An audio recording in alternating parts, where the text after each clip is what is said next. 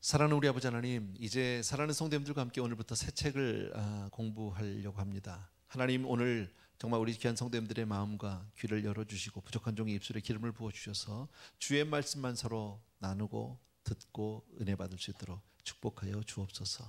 예수님의 이름으로 기도합니다. 아멘. 고맙고요. 오늘부터 우리 잘 아는 책이에요. 빌립보서 하려고 그래요. 제가 가진 성경은 318페이지 뭐 그쯤 있어요. 아마 여러분도 그 근처쯤 있을 거예요. 신약 빌립보서. 짤막한 책이지만 굉장히 중요한, 굉장히 또 좋은 실제적인 책이에요. 빌립보서는 몇몇 그런 그 별명이라고 할까요? 빌립보서를 이해하는데 몇몇 그런 그 별명이 있는데, 감사와 사랑의 이야기다 이렇게 얘기하시는 분도 있고요. 어떤 분은 사랑의 복음이다, 순수한 사랑의 복음이다. 그래서 복음의 내용을 아주 너무너무 잘 설명해 놓고 있고, 뭐니 해도 빌립보서 하면 기쁨의 복음이에요. 기뻐하라라는 말이 참 많이 나옵니다. 근데 기뻐하라고 하는 것이 사실은 이 빌립보서는 그러니까 바울이 로마 감옥에 갇혀 있을 때 쓴 편지예요. 본인은 옥중서신이라고 그러죠, 우리 보통요, 그죠? 본인은 지금 감옥에 갇혀 있는 거예요. 한치 앞을 몰라요. 앞으로 어떻게 될지, 내가 계속 살 수 있을지, 아니면 정말 내가 뭐 여기서 처형을 당하게 될지, 순교를 할지 아무것도 몰라요. 막막하고 답답한 상태예요. 그런데 바울은 기뻐하라고 그래요. 그러니까 나는 비록 이렇게 갇혀 있고 힘들지만 너희는 기뻐해야 된다. 나는 정말 슬프고 나는 정말 눈물 속에 살지만 너희는 기뻐해라. 뭐 이런 게 아니고요. 바울은 실제적으로 그렇게 어려운 상황 가운데 있는 사람이 뭐라고요? 나 정말 기쁘다. 그러니까 너희도 기뻐해라. 내가 가진 이 기쁨으로 너희도 기뻐해라. 뭐 이렇게 환경과 어떤 그 상황을 다 초월한, 형편을 다 초월한 기쁨이에요. 이러한 기쁨을 우리가 누릴 수 있다면 얼마나 좋겠어요. 아멘. 믿음 안에 이런 비밀이 있고 복음이 있습니다. 할 수 있습니다. 어떻게 이렇게 그런 상황 속에서 어떻게 기뻐할 수 있을까? 바울은 그 비밀은 바로 어디냐면요, 믿음에 대한 그 바른 이해와 자세예요. 생각이 정말 복음을 바로 이해하면 그럴 수 있다는 거예요. 환경이 문제가 아니라는 거예요. 얼마나 감사한지 몰라요. 또 하나, 그래서 바울은 이 빌립보서는 아주 소망적이고 희망적이고 긍정적인 복음이에요. 그러니까 우리가 이거를 빌립보서를 같이 공부하고 이제 은혜를 나누면서 이 말씀을 잘 배워서 내 것을 만들면 우리도 이렇게 살 수 있는 거예요. 이 이상으로 감사와 기쁨 속에 살게 될 줄로 믿습니다. 빌립보서는 바울이 로마 감옥에 갇혀 있을 때 빌립보에 있는 교회의 성도님들에게 보낸 편지예요. 그러면 빌립보 교회는 어떻게 세워졌느냐? 여러분들이 대강 다 아세요. 사도행전을 보면 나오는데, 바울이 사실은 소아시아 쪽으로 갈 계획을 가지고 있었어요. 복음을 위해서, 복음을 전하기 위해서. 근데 어느 날 밤에 환상 중에 이런 환상을 보게 됩니다. 마게도냐에서 한 사람이 바울을 부릅니다. 와서 우리를 좀 도와달라고 그럽니다.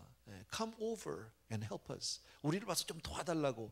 바울이 그 환상을 보았는데 밤에 그것을 범상히 여기지 않습니다. 그래서 소아시아 쪽으로 가려던 발걸음을 유럽으로 돌리게 됩니다. 그래서 마게도냐 쪽으로 가고, 마게도냐를 향해서 가서 첫 번째 머문 곳이 바로 빌립보 지방입니다. 거기서 가자마자 이제 복음 사역을 위해서 눈이 활짝 열려 있었겠죠. 그리고 이제 누군가 어디서 복음을 전할까 이러고 있다가 루디아라는 그 자주장사 루디아를 만나게 되고요. 그러는데 그런 날들이 지나가는 동안에 그 동네에 한 그 여종이 있었습니다. 귀신 들린 여종. 그래서 점을 치는 여종인데 자꾸 와서 바울을 괴롭히는 거예요. 바울을 욕하는 게 아니라 굉장히 은근히 그냥 뭐 하나님의 사람이라고 그러고 막 성령 충만한 사람이라고, 귀신 들린 사람이 그러니까 그거 굉장히 기분 나쁘죠. 그리고 기분도 나쁘지만 바울이 볼 때 그 여자 자매가 참 안 된 거예요. 젊은 처녀가 귀신 들려가지고 저렇게 막 점이나 치고 이러는 거 보니까 너무 안 됐어요. 그래서 바울이 이 젊은 그 여종을 기도해서 더러운 귀신을 쫓아내 버렸습니다. 할렐루야죠. 여자가 막 자유함이 있었어요. 너무 감사했겠죠. 그런데 그 종을 소유하던 주인 입장에서는 점을 못 치니까 돈을 못 버는 거예요. 화가 났어요. 그래서 이 사람들이 막 그냥 막 그 음모를 씌워가지고 경찰에다 고발합니다. 우리식으로 말하면요. 경찰이 그냥 그 사람들 말만 듣고 다짜고짜 그냥 바울하고 실라를 갖다가 무지하게 때려줍니다. 많이 맞았어요. 그리고 감옥에 들어갔어요. 그 손과 발이 묶이고. 그런데 우리가 잘 알죠. 그 감옥에서 바울과 실라가 뭐 했죠? 찬송하고 기도했어요. 야, 이거 놀라운 사건이에요, 그죠? 이따 그 얘기는 조금 이따 하겠지만 어쨌든 찬송하고 기도를 했는데 그때 무슨 일이 벌어졌냐면 막 옥토가 흔들리고 그리고 옥문이 막 열리고 막 지진이 나고 기적이 일어난 거예요. 그랬더니 그 옥을 지키던 옥사장이 이제 이거 죄수들이 다 도망갔다고 생각하고 자결하려고, 왜냐면 그 당시에는 그 죄수를 놓치게 되면 죄수가 받아야 될 벌을 본인이 받아야 되는 거예요. 그러니까 얼마나 힘들겠어요. 그러니까 죽으려고 딱 그러는데 바울이 안에서 그러지 말라고, 나 여기 있다, 도망 안 갔다고, 나 여기 있다고. 옥사장이 너무너무 은혜를 받았어요. 넌 도대체 누구냐고. 그게 기회가 돼서 복음을 전하게 되고요. 그 옥사장의 모든 가족이 그날 예수를 영접하게 됩니다. 구주로. 그게 빌립보 교회가 서게 된 동기입니다. 첫 사건입니다. 그러니까 놀라운 간증 속에서, 정말 기적 속에서 교회가 세워진 교회예요. 얼마나 감사한지 몰라요. 자, 그러면 왜 그 빌립보 교회에다가 바울은 편지를 하게 됐느냐, 이 빌립보서를 왜 쓰게 됐느냐? 그 이유는 지금 바울이 감옥에 있다고 그랬죠. 그런데 우리가 아는 대로 바울은 여러 교회를 개척했어요. 고린도 교회도 개척했죠. 에베소 교회도 개척했죠. 데살로니가도 개척했죠. 이런 식으로 많은 교회들을 개척했는데 그 많은 교회들 가운데 유일하게 옥에 갇혀 있는 바울을 위해서 성도들이 헌금을 모으고 그 헌금을 보내준 교회는 빌립보 교회의 유일한 교회예요. 사람이 그렇잖아요. 뭐 돈이 필요해서가 아니라 그 마음이 너무 정말 그 감사하고 고맙잖아요. 정말 기특하고. 그래서 그들에게, 우리도 뭐 받으면, 선물을 받으면 땡큐 노트 쓰듯이 바울이 이제 그 편지를 쓰게 된 거예요, 그들에게. 그게 이제 빌립보서를 쓰게 된 동기 중에 하나고요. 또 다른 하나는 그때 바울이 이제 감옥에 있을 때 빌립보 교회에서 누구를 보냈냐면 사역자 중에 한 사람인 에바브로디도라고 하는 사람을 보냅니다. 그 에바브로디도가 와서 바울을 섬기는 가운데 병이 듭니다. 중병이 아주 무슨 병인지는 모르지만 죽을 병에 걸립니다. 그러니까 참 바울도 너무 난감해졌죠. 자기를 도우려고 온 사람이 자기보다 더 죽게 생겼으니까. 그래서 바울이 얼마나 열심히 기도하는지 몰라요. 또 빌립보 교회 성도님들도 중보를 하는데 하나님이 그 기도를 들으시고 기적적으로 정말 그 에바브로디도가 건강하게 다시 회복이 됩니다. 회복된 다음에 바울이 이제는 가라고 그러면서 에바브로디도 편에 그 편지를 주어서 보내게 됩니다. 근데 그 편지의 내용 가운데 또 이런 게 하나 있습니다. 그 빌립보 교회를 섬기던 많은 사람들 가운데 우리가 아는 아마 그 당시 교회에서 굉장히 중심으로 열심히 일했던 여자들인 것 같아요. 그래서 권사님들 아닌가 싶어요. 순두개와 유오디아라는 두 여자가 있는데 이 두 여자가 교회에서 싸우는 거예요. 서로 대립 관계에 있는 거예요. 그래서 그러지 말라고, 너희는 한 마음을 품어라, 그러면 안 된다. 우리는 하나님 나라에서 한 소망을 가지고 사는 사람이고 한 주님을 섬기는 사람이 교회에서 그러면 안 된다라고 해서 그 권면하는 내용도 그 바울 서신 이 빌립보서 안에 있습니다. 대략 이 정도가 빌립보 교회가 세워진 배경, 빌립보 교회의 빌립보서를 쓰게 된 배경 등등. 이 정도면 아시겠죠? 뭐 우리 여러분 신학교가 아니니까 뭐 더 자세하게 할 필요는 없고 이 정도만 알아도 많이 아는 거예요. 이해가 되세요? 그 정도 아는 좀 유식한 성도님들이 됐으면 좋겠어요. 오늘 본문하고 전혀 관계없는 내용인데 그냥 말 나온 김에 하나 할게요. 교회는 싸우면 안 돼. 뭐 우리는 싸우지 않아요. 우리는 참 좋은 교회고 너무 아름다운 교회예요. 근데 요즘에 자꾸 교회들이 싸워가지고 신문에도 나고 막 요즘만 싸우는 게 아니라 걔네들은 오래 싸워요. 정말 그러면 안 돼. 얼마나 많은 사람들이 바라보고 있는데 교회가. 그러니까 사람이요 무슨 일을 하든지 간에 이 방향성이라는 게, 제가 전에도 이런 말씀 몇 번 드렸어요. 근데 중요한 내용이라 제가 말씀 한번 드릴게요. 방향성이라는 게 있어요. 그때 제가 무슨 예를 들었냐면 맥도날드 얘기를 한 적이 있을 거예요 아마. 여러분 맥도날드 가는 이유는 그냥 빠르게 싸게 먹자는 거예요. 퀄리티는 조금 내가 손해를 보고 뭐 포기하더라도 또 서비스는 내가 안 받아도 괜찮아. 그렇지만 빨리 그냥 값싸게 좀 먹고 가자. 그게 맥도날드 가는 이유예요. 그러니까 맥도날드 가서 시켜서 먹고요, 앉아서 먹더라도, 식당에 들어가서 먹더라도 팁 내고 나오는 사람 없어요. 거기다가요. 뭐 다 먹고 나서 햄버거 먹고 팁을 한 10불 놨다고 해서 누가 뭐라고는 안 할 겁니다. 그러나 그 팁을 주머니에 넣는 종업원은 분명히 이렇게 얘기합니다. 미친놈 다 받네 이랬습니다. 왜냐하면 그게 방향성이 안 맞는 거예요. 무슨 말인지 알겠죠? 자, 그런데 정반대로 고급 식당을 가게 되면 거기를 가는 이유는 뭡니까? 내가 시간, 돈 내가 조금 쓰겠다는 거예요. 그러나 나는 퀄리티와 서비스는 좀 받아야 되겠다. 그러니까 우리는 고급 식당 가면 앉아서 뭐 메뉴도 보고 뭐 시키고 또 기다리고 뭐 하는 시간들이 많이 있어요. 또 먹는데 자꾸 와가지고 뭐 괜찮으냐 불편한 거 없냐. 어떨 땐 좀 귀찮기도 하지만 왜 그런 서비스가 필요합니까? 고급 식당을 가는 이유가 거기 있으니까. 그렇기 때문에 밥 먹고 나올 때 우리가 팁을 뭐 한 15% 20% 이렇게 놓는 거죠. 사실 적은 돈은 아니지만, 그죠? 근데 고급 식당 가가지고 막 가서 앉자마자 밥 안 준다고 막 두드리고 앉았으면 그것도 미친 사람이고요, 그죠? 밥 잘 먹고 나서 팁 안 내고 나오면 그것도 미친 사람 소리 듣는단 말이지. 왜? 방향성이 안 맞아서 그렇다. 제가 조금 얘는 다른 거지만 교회를 우리가 나오는 이유가 뭐예요? 방향성이 뭐예요? 교회는요, 하나님을 섬기기 위해서요. 우리가 하나님을 경배하고 예배하기 위해서 나온 거예요. 맞습니까? 싸우려고 나온 사람이 어디 있어? 장사하려고 나온 사람이 어디 있어? 교회 와서 혹시 그런 일들을 한다면 그건 미친 사람이에요. 미친 놈이에요. 근데 요즘에 그 미친 짓들 하는 사람들이 있잖아요. 정말 속상하다는 거지.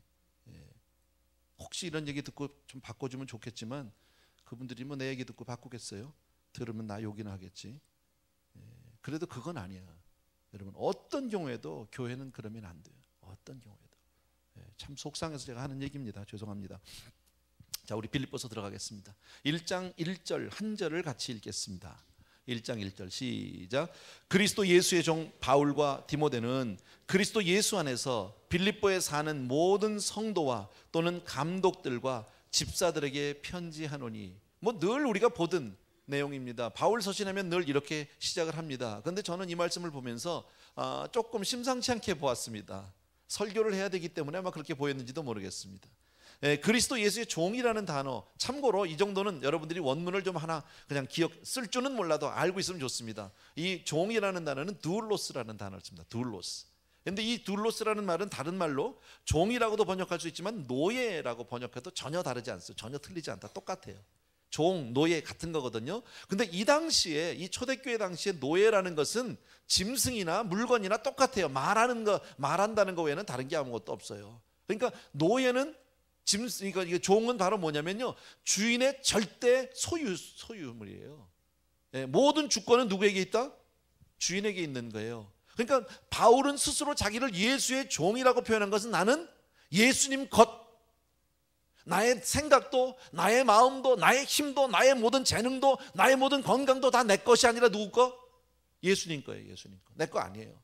이게 바로 종이라는 뜻이에요.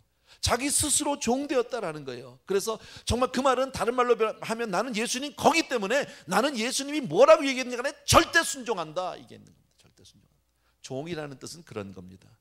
저는 특별히 교회에서 많은 성도님들이 주의 종 이런 얘기를 합니다. 그런 의미는 바로 뭐냐면 절대 순종이라는 거예요. 종은요, 내 생각 필요 없어요. 내가 들어보니까 뭐 내 마음에 들고 내 마음에 안 들고 뭐 이게 이해가 되고 안 되고 그거 다 미친 짓이에요. 그건 파트너지. 종은 그런 거 아니에요. 내 생각 관계없어. 그냥 하려면 하는 거고요. 정말 속된 말로 뭐 까라면 까는 거고 죽으라면 죽는 거예요. 그게 종이에요. 그냥 국법이 뭐라고 해도 상관없어요. 주인이 얘기하면 그게 나에겐 법이야. 국법은 아닌데도 주인은 가라고 하면 가는 거예요. 그냥요. 나는 죽을 줄 뻔히 알면서도 가라면 가는 거예요. 그게 종이에요. 근데 그렇게 순종했다, 절대 순종을 했다고 해서 그럼 칭찬을 듣느냐? 아니에요. 칭찬도 없어요. 그 종은 칭찬 들을 생각하면 안 되는 거예요. 바로 그런 의미로 본인을 지금 소개하고 있다. 절대 소유다. 나는 주님께 절대 순종한다. 나는 저와 여러분이요, 하나님 앞에 늘 순종의 사람이 되길 주의 이름으로 축원합니다. 2절을 보면 이렇게 얘기합니다. 1절에 조금 더, 죄송합니다, 하나 잊어버렸네요. 1절에 보면 그리스도 예수 안에서 빌립보에 사는 모든 성도와 또는 감독들과 집사님들에게 이런 얘기를 하죠. 모든 성도와. 바울은 보통 편지를 쓰게 되면 인사를 합니다. 교회에다가. 저와 여러분이 만약에 빌립보 교회에다가 우리가 인사를 한다면, 이렇게 편지를 쓴다면 여러분은 누구부터 인사를 하겠습니까? 보통 우리가 외부에서 강사님을 모셔온다든지 손님을 모셔다가 이렇게 우리가 단에 이렇게 시간을 맡기면 제일 먼저 일반적으로 이런 얘기합니다. 오늘 이렇게 저에게 이런 시간을 주시고 나를 이 강단에, 에브리데이 교회 강단에 나를 이렇게 세워주셔서 너무 감사하다고 먼저 이렇게 나를 이렇게 허락해 주신 목사님에게, 또 우리 당회원들에게, 또 교회 우리 성도님들에게 이런 식으로 되게 인사합니다. 누구부터 나와요? 목사부터 나와요. 어토리티부터, 지도자부터 나와요. 근데 오늘 여기는 바울은 누구부터 나오고 있습니까? 성도님부터 나오고 있다. 여러분, 성경은 바울의 생각이 아니에요. 바울을 통한 하나님의 말씀이지요. 성령의 감동으로 쓰여졌다. 우리는 그건 너무 잘 알잖아요. 그렇다면 이 순서는 누구의 순서일까요? 하나님의 순서인 거예요. 주님의 마음인 거예요. 여러분, 사람들은 볼 때 지도자가 우선되는 것 같고 더 인정받는 것 같고 알아주는 것 같지만 하나님의 마음은 정반대로 지극히 작은 평신도에게 있다라는 겁니다. 우리 성도님들이 교회에서 많은 섬김이 있고 봉사가 있을 때 정말 알아주지 않는 경우도 많이 있을 겁니다. 남 모르게 정말 우리 성도님들 많은 봉사를 하고 계세요. 보이지 않는 곳에서 꾸준히 하시는 분들 참 많거든요. 1년 내내 가야 목사가 한번 눈짓도 안 주는 사람도 있을 겁니다. 그럴 때 섭섭할 수도 있어요. 속상할 수도 있고요. 그러나 그렇지 않다라는 거예요. 주님이 나를 보고 계시고 주님이 나를 인정해주고 계시는 줄로 믿습니다. 성경을 보면 항상 주님은 작은 자에게 관심이 많아요. 잃어버린 어린 양 하나에 관심이 있지 99보다 그 어린 양 하나를 소중히 여기고 작은 소자를 주님은 위대한 주의 종보다 크게 여기고 있다라는 사실을 꼭 잊지 않으셨으면 좋겠습니다. 그래서 유명한 것 너무 좋아하지 마시고요. 하나님이 오늘도 나를 기억하고 계시고 나를 인정해주고 계시고 나를 축복해주고 계시는 줄로 믿습니다. 기억해 주십시오. 또 하나 여기 보면 성도라는 말이 나옵니다. 아까 모든 성도, 성도라는 말 우리 다 알죠. 거룩한 무리라는 말인데 원문을 보면 성도라는 건 구별되어 있는, 다시 말씀드리면서 예수 그리스도를 나의 구주로 영접하는 그 순간에 이미 우리는 세상 가운데서 구별되어 있는 사람들이에요. 그 증거가 바로 여러분이 이 자리에 있는 거예요. 여러분 믿지 않는 사람 같으면, 하나님을 모르는 사람 같으면 주일날 오전에 여기 나와 있겠습니까? 이 자리에 와서 앉아 있겠습니까? 그죠? 세상 사람들이 가지 않는 이상한 곳에 와서 우리는 앉아서 매주일마다 예배를 드리고 있다. 왜요? 구별되어 있다는 거예요. 우리는 벌써 그만큼 다르다는 거예요. 우리는 하나님께 속했고 그리고 하나님의 영광을 위해서 구별되어 있는 사람인 줄로 믿으셔야 합니다. 그게 근데 얼마나 놀라운 복인지 몰라요. 2절을 보시면요, 하나님 우리 아버지와 주 예수 그리스도에게로서 은혜와 평강이 너에게 있을지어다 그랬습니다. 은혜와 평강 늘 보던 거예요. 뭐 별거 아니에요. 그런데 우리가 구별되어 있기 때문에 하나님의 은혜와 평강은 우리 거예요. 어느 곳에 있든지 간에, 어떤 환경에 있든지 간에, 어떤 형편이 있든지 간에 관계없어요. 하나님의 은혜와 평강이 우리를 지킬 줄로 믿습니다. 이게 믿음이라는 거예요. 얼마나 감사한 일입니까? 그래서 바울은 지금 감옥 안에 있는데 하나님의 은혜와 평강이 있는 거예요. 우리가 볼 때는 야 너무 안 됐다, 너무 힘들겠다, 너무 정말 답답하겠다, 얼마나 낙심이 되고 좌절이 될까라고 우리는 바울을 동정할 수 있을지 모르지만 바울은 세상이 알지 못하는, 사람들이 이해할 수 없는 하나님의 평강과 은혜 가운데 있는 줄로 믿습니다. 그래서 오히려 내가 기쁜데 너희도 기뻐해라 이거예요. 내가 기뻐, 나 얼마나 기쁜지 모른다, 너희는 더 기뻐해야 되지 않겠느냐, 막 이렇게 권면하는 내용이 바로 이 빌립보서라는 거예요. 여러분, 우리가 온전히 믿음 안에서 내 자신을 확인하고 믿음 안에서 내 자신을 발견하게 되면 이러한 평강과 이러한 위로가 있는 줄로 믿으셔야 합니다. 참 고맙죠. 너무너무 감사하죠. 3절 보십시오. 다 같이 읽습니다. 시작. 내가 너희를 생각할 때마다 나의 하나님께 감사하며. 그리스도인은 생각할 때마다 감사하는 사람이 그리스도인이에요. 여러분, 정말 믿음이 없는 사람이나 좀 믿음이 신앙이 좀 잘못된 사람은요, 말할 때 보면 감사가 나오지 않아요. 우리도 신앙생활 하다 보면 성령 안에서 이렇게 신앙생활 잘하다 보면 하면 감사가 많아요. 이것도 감사, 저것도 감사, 아이 고마워요, 감사해요, 막 이런 얘기가 나오는데 성령 충만 싹 잊어버리고 은혜가 식으면 그때부터 감사보다는 불평, 원망, 시비 뭐 이런 쪽으로 많이 간다고요. 핑계, 너 때문에 뭐, 누구 때문에 뭐, 전부 남 탓하고, 이거 다 은혜가 없는 거예요. 크리스찬은 어떤 사람이에요? 생각할 때마다 감사하는 사람이에요. 아멘. 우리 그렇게 살아야 돼요. 정말 감사하는 사람이 돼야 해요. 저는 참 이 말씀 준비하다 이런 생각해봤어요. 내가 하나님 앞에 받은 게 얼마나 많은가. 정말 많아, 정말. 혹시 쉬어보셨어요, 여러분요? 뭐 받은 복을 세어보아라, 우리 찬송도 있는데 자주 부르진 않지만 생각해 보세요. 나는 제가 여기 있는 게 기적이야. 내가 예수 믿은 것도 기적이고요. 야, 목사 된 거, 더더욱이나 에브리데이 교회 목사가 된 거, 이건 있을 수 없는 일이야. 이건 그냥 자다가도 웃을 일이야. 이건 생각해, 이 기적이 아닐 수가 없어요. 받은 복이 얼마나 많은지 몰라요. 그런데 하나님 앞에 또 받은 응답은 얼마나 많습니까? 그런데 내가 하나님 앞에 감사는 얼마나 했을까라고 내가 내 자신을 살펴보니까 감사는 많이 안 했더라고. 여러분은 잘 하셨어요? 예.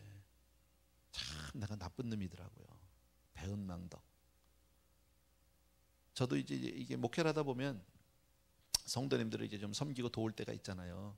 예. 근데 이제 좀 이렇게 하면 사람이 뭐 인지상정이라 그런 거 아니에요? 이렇게 좀 도와주고 나면 아유 목사님 감사해요, 고마워요. 뭐 이렇게 인사라도 좀 와야 되는데 어떤 경우에는 그냥 도와는 줬는데 그냥 입 싹 씻는 경우가 있어. 그럼 말은 안 하는데 내 마음이 괘씸해. 예. 그게 나더라고. 하나님이 나라면 얼마나 내가 괘씸할까. 그죠? 얼마나 괘씸할까. 감사만 좀 하면 되는데. 감사하면요 감동이 있어요. 별거 아닌데요. 예. 저희 아이가 딸이 지금은 뭐 너무 컸지만 초등학교 그러니까 엘레멘터리 1학년 때예요. 학교에서 무슨 날인데 아이들이 무슨 선물을 사서 이제 부모님에게 주는 날이 있다. 쇼핑하는 날이 있더라고. 토탈 가지고 간 돈이 그때 $5였었어. $5. 예. 5불을 가지고 할머니 거 사고 엄마 거 사고 아빠 거 사고 자기 조카들 사촌 둘 사고 그다음에 이모 저 작은 엄마 거 사고 작은 아빠 거 사고 자전 많이 샀어. 예. 그래서 가져왔더라고. 아빠 거라고 엄마 거라고 가져왔는데 엄마는 그때 반지를 사가지고 왔더라고요. 아주 좋은 반지를 한 50점쯤 되겠지 뭐. 그거를요 정말 그 이 장난감 반지 별것도 아니고 정말 길거리에 있어도 정말 쳐다도 안 볼 거지만 그게 애가 가지고 왔다니까요. 이거 감사야 감사. 왜요? 그 5불도 사실 우리한테 가져가는 돈이잖아. 받아가지고 간 5불인데 그걸 가지고 이 많은 사람을 기억했다는 게 감사했다는 거야. 거기에 우리가 감동이 되는 거죠. 이해되잖아요. 감동이 있더라고. 그러니까 우리가 하나님 앞에 감사할 때 하나님이 감동하실 것 같아. 예, 그리고 내가 감사하는 신앙생활에 정말 이 가슴 터지는 행복을 하나님이 주실 줄로 믿습니다. 그래서 우리 좀 감사 좀 해야 되겠다. 예. 정말 입으로만 감사하는 게 아니라요. 하나님 앞에 우리가 정말 감사한 것도 하고 몸으로도 드리고 정말 찬양으로 감사하고 기도로 감사하고 하는 이러한 삶이 여러분에게 늘 있게 되길 주의 이름으로 축원합니다. 나는 그렇게 감사할 때 하나님의 임재가 확 이렇게 느껴지는 그런 경험 해보신 적 있죠? 하나님의 막 마음이 전달되고 막 가슴이 막 두근두근하는 예, 그런 삶 얼마나 좋겠을까. 여러분 한번 따라합시다. 믿음은 예, 감사로 표현된다.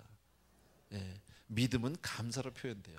감사와 믿음은 이게 비례하는 거예요. 어쩔 수 없는 거예요. 여러분 살아계신 하나님을 감사하는 사람, 하나님은 살아계신 하나님을 내가 온전히 신뢰하면 감사하지 않을 수가 없죠.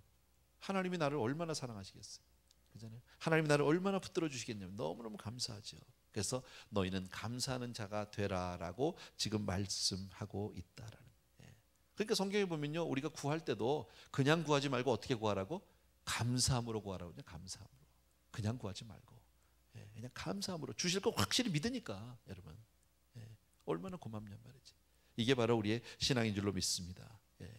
하나님이 주신 그 축복을 생각해만 하면 정말 얼마나 뿌듯하고 좋은지 몰라요. 앞날에 대한 모든 걱정과 근심이 다 사라지게 되는 줄로 믿습니다. 예, 그게 우리 신앙이에요. 이런 믿음을 가지고 있는 사람이 뭐 슬플 일이 있어요? 고민이 있겠어요? 아, 기쁘지요. 감사하죠. 그냥 내 마음이 따뜻해진 거지요. 또 더더욱이나 바울은 뭐라고 얘기냐면 내가 너희를 생각할 때마다, 이건 좀 한 차원이 높은, 너희를 생각할 때마다, 1차적인 것은 사람이 자기 중심이거든요. 근데 조금 신앙이 크고 성숙해지면요 다른 사람을 볼 수 있게 된다. 이건 부모님의 마음이죠. 너희를 생각할 때마다 그냥 자식이 뭐 아니할 말로 뭐 좋은 직장을 들어갑니다, 좋은 학교를 들어갑니다, 뭐 좋지만 그게 나하고 무슨 상관이야 어떻게 보면. 그죠?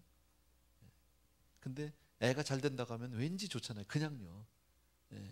그 좋은 학교 들어가게 하기 위해서 그냥 가액 공부시키고 뭐하고 뭐 돈 다 드리고, 사실 나는 손해를 많이 봤는데 그냥 걔가 들어가면 나는 좋은 거잖아. 자식이 주는 그 기쁨, 감사 아시죠? 그죠? 자식이 왼수가 아니라 기쁨이 있어요. 감사가 있어요. 내 손자를 봐도 얼마나 이쁜지 몰라. 나도 손자 할아버지가 되는 건 싫어, 솔직히. 작년에 우리 딸이 아기 낳았을 때 그때 제가 이제 친구들한테 막 텍스트 했거든요. 막 카카오톡 막 해가지고 한국에 있는 친구들한테. 그랬더니 한 친구가 저한테 텍스트가 왔어요. 야, 너 굿뉴스하고 배드뉴스가 있다 그래서 왔어요. 뭐냐 그랬더니 그 밑에 썼어요. 굿뉴스는 할아버지 된 거 축하한다 썼어요. 배드뉴스는 너 오늘부터 할머니하고 자야 된다.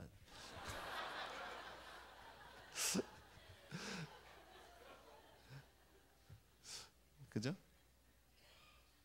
근데요, 볼 때마다 얼마나 이쁜지 몰라요. 예, 아우 그렇게 이뻐. 예, 내가 그러잖아요. 손자가 없으면 인생을 말할 수 없다니까.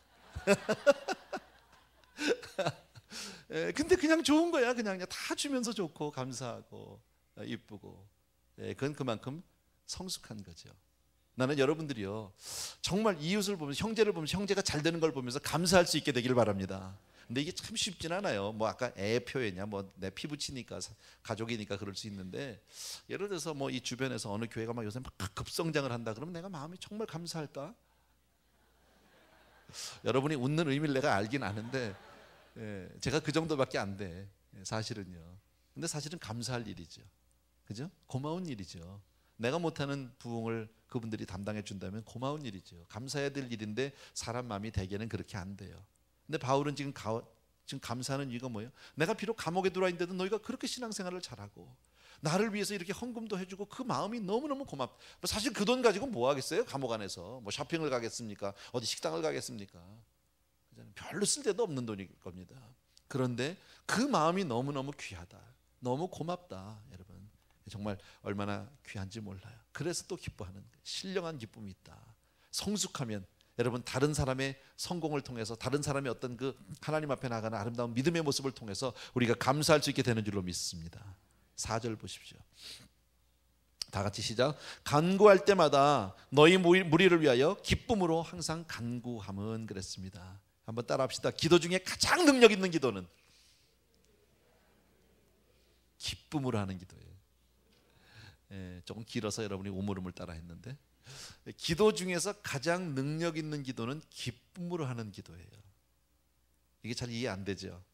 예, 근데 제가 왜 이렇게 말하냐면요, 바울이 그렇게 경험을 했기 때문에 이렇게 말하는 거예요. 바울은 이것을 몸으로 체험한 사람이거든. 아까 생각해 보십시오. 빌립보 교회가 세워지는 그 배경에서 바울은 사실 잘못한 게 없어요.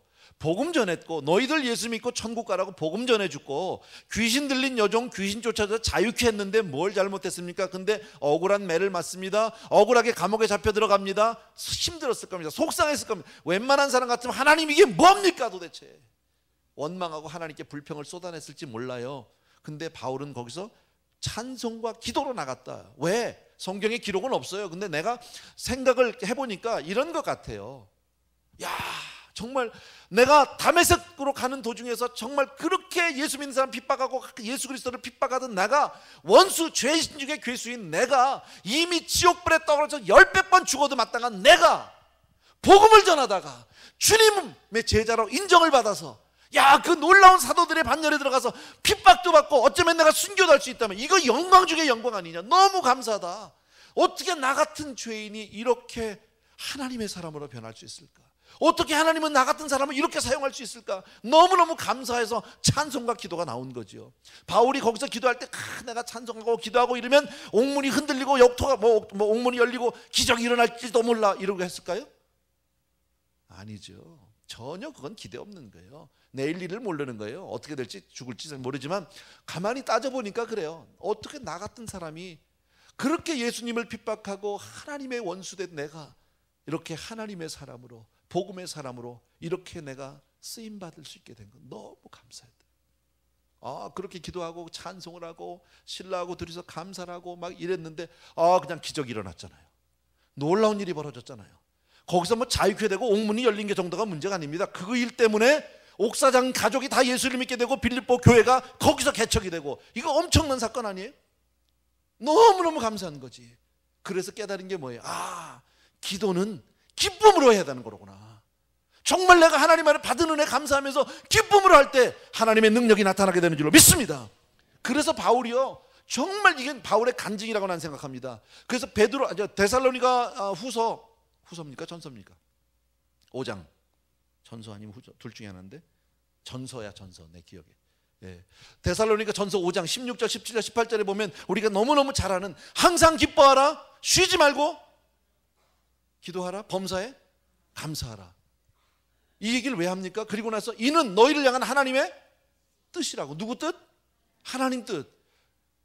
항상 기뻐하고 쉬지 말고 기도하고 범사에 감사하는 것. 오늘 내용하고 똑같은 거 아니에요? 이건 바울의 간증인 거예요. 여러분, 그렇게 기도하면, 그렇게 기뻐하면, 그렇게 감사하면, 그렇게 하나님께 나가면 기적이 일어나게 좀 믿습니다. 예, 5절입니다. 시작. 첫날부터 이제까지 복음에서 너희가 교제함을 인함이라. 예, 너무너무 감사하고 기도하는 이유가 또 하나가 있는데 그게 바로 뭐예요? 첫날부터 이제까지 너희가 교제한대. 복음 안에서요. 여러분, 이 펠로우십이라는 거 있죠. 믿음의 교제 너무 소중한 거예요.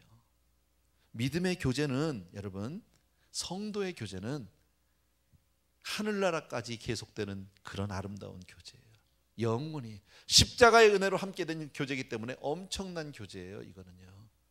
예, 우리 교회 안에서 많은 그 교제 하고 있잖아요. 예, 성도님들 그거 중요하게 여기셔야 돼요. 아무도 그냥 관계하지 않고 나 혼자, 그건 잘하는 게 아니에요.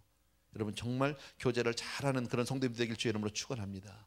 예, 왜냐하면 세상에도 많은 교제가 있지만요, 세상의 교제는 거기에 다 뭐가 있어요? 이해관계가 있어요. 순수하지 않아요. 거기에 어떤 자기 나름대로의 어떤 불순한 동기나 조건들이 있어요. 예, 주고받은 게. 그건 아름답지 않아요. 그런데 우리 교제, 성도 안에서의 교제는 순수한 교제고 복음 안에서의 교제고 믿음 안에서의 교제다라는 거예요. 우리는 다른 것을 바라지 않아요. 그냥 그리스도의 받은 사랑으로 서로 형제요 자매요 서로 나누는 게 그게 다다라는 거예요. 예. 나는 이런 교제를 여러분이 정말 잘하게 되길 주의 이름으로 축원합니다. 신앙생활이요, 예, 신앙생활 잘하는 사람, 믿음이 좋은 사람은 교제도 잘해요. 언제 보면 하는지 아세요? 장례식 보면 알아요. 예. 대부분 장례식 다 좋지만 어떤 장례식은 참 쓸쓸하고 정말 안타까운 장례식들도 간혹 있었어요. 아주 오래전인데 저한테 이런 경험, 참 내가 너무 그때 좀 당황스럽고 실망했어요. 육 형제 자매가 있었어요. 어떤 가정에. 그 가정의 어른이 돌아가셔서 제가 장례를 집례했는데 그 6식구가 6자녀들이 다 교회를 나가요. 여기저기 다 나가요. 그런데 조문객이 토탈 합해서 50명이 안 됐어요. 얼마나 쓸쓸했는지 몰라요. 야, 참 내가 보면서 다시 보이더라고요. 그 자제분들이 도대체 이분들 신앙생활을 어떻게 한 거예요? 도대체 뭘 한 거예요? 도대체. 예. 그런가 하면 어떤 가정은요, 형제자매가 많은 가정인데 그 가정에 어떤 어른이 돌아가시고 나면 막 그냥 인산이래가, 뭐 꼭 사람이만 숫자로 비교하는 건 아니지만 그 자녀들이 어떻게 신앙생활을 했는지 잘 알잖아요. 예. 제가 뭐 이런 얘기하면 좀 죄송한데 뭐 제가 특정인을 얘기하고 싶은 건 아닌데, 김대현 장로님, 그때 우리 장인 장모님 돌아가셔서 갑자기 사고로 돌아가셨을 때 그 형제들이 많아요. 우리 또 사모님 쪽에 많아요. 뭐 온누리교회 다니는 분들도 있고 뭐 그때 북부교회 다녔던 분도 있고 여러 교회 있는데 얼마나 많이 오셨는지 각 교회에서. 그러니까 보면 그 자녀분들이, 그 형제들이 각 교회에서 신앙생활을 아주 잘한 거를 한눈에 볼 수 있었어요. 얼마나 많이 왔는지 저는 들어가지도 못했어요. 예배실에 바깥에 있었어요. 그렇게 많이. 참 보기 좋더라고요. 예, 뭐 사람이 많으면 어떨 때 좀 시간이 오래 걸리고 좀 그런 것도 있지만 그걸 떠나서 정말 어르신들이 천국 가셨지만 너무너무 신앙생활을 자녀들에게 좋은 믿음의 유산을 주셨구나. 아름다운 가정이다. 예, 그렇게 보여요. 예, 나는 여러분들이요 정말 교제에 힘쓰게 되길 바라요. 교제만 힘쓰라는 게 아니라 그 사랑, 그 은혜 때문에, 받은 사랑 때문에 우리가 서로 그 사랑을 나누고 교제할 수 있게 되길 주의 이름으로 부탁드립니다. 마지막 6절을 읽고 오늘은 여기까지만 하겠습니다. 다 같이 시작. 너희 속에 착한 일을 시작하신 이가 그리스도 예수의 날까지 이루실 줄을 우리가 확신하노라 그랬습니다. 너희 중에 착한 일, 이 착한 일이 뭐냐면 예수 안에서 그냥 그 신앙생활 잘하는 그 모습, 서로 간에 교제하는 모습, 또 정말 이렇게 바울을 위해서 헌금을 모아서 또 형제를 위로하는 이러한 모습들, 또 주님이 우리에게 부탁한 땅끝까지 복음을 전하라고 하는 이 복음 전파, 이 선교, 전도의 이 사역들, 이런 일들을 누가 시작했다고요? 누가? 주님이 시작하셨다고. 예수께서. 우리가 한 게 아니에요. 그래서 확신한다라는 거예요. 내가 지금 바울이 이렇게 감옥에 들어와 있어서 나 때문에 지금 복음이 막히고 안 되는 거, 그렇지 않다라는 거예요. 하나님이 하신 일이거든. 하나님이 하신 일이면 막을 자가 있어요? 없어요. 주께서 열면 닫을 자가 없고 닫으면 열 자가 없다고 성경은 말씀했는데 하나님이 하셨기 때문에 되어질 줄로 믿습니다. 아멘.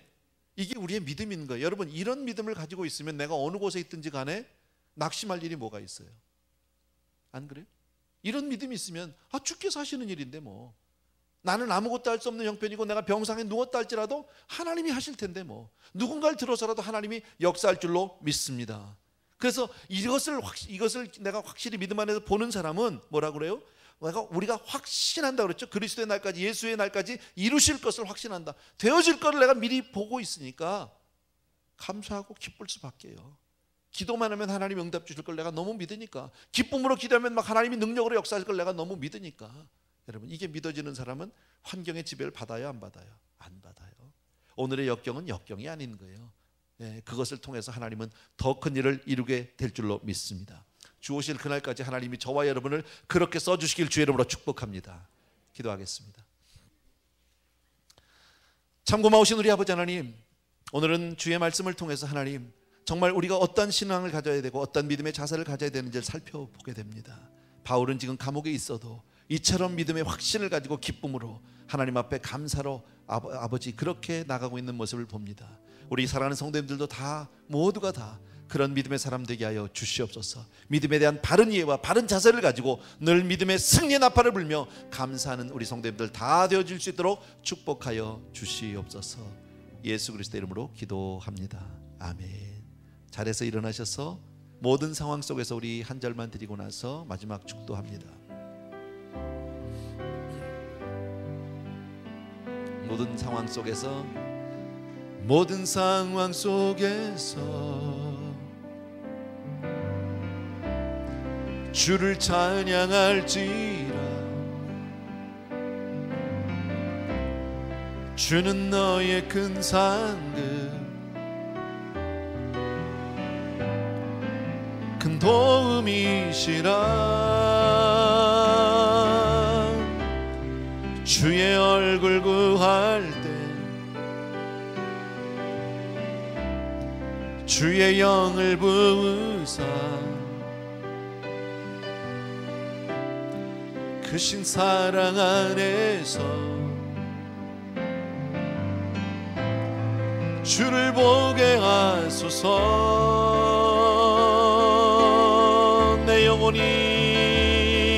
내 영혼이 확정되어 싸우니 믿음의 눈 들어 주를 바라봅니다.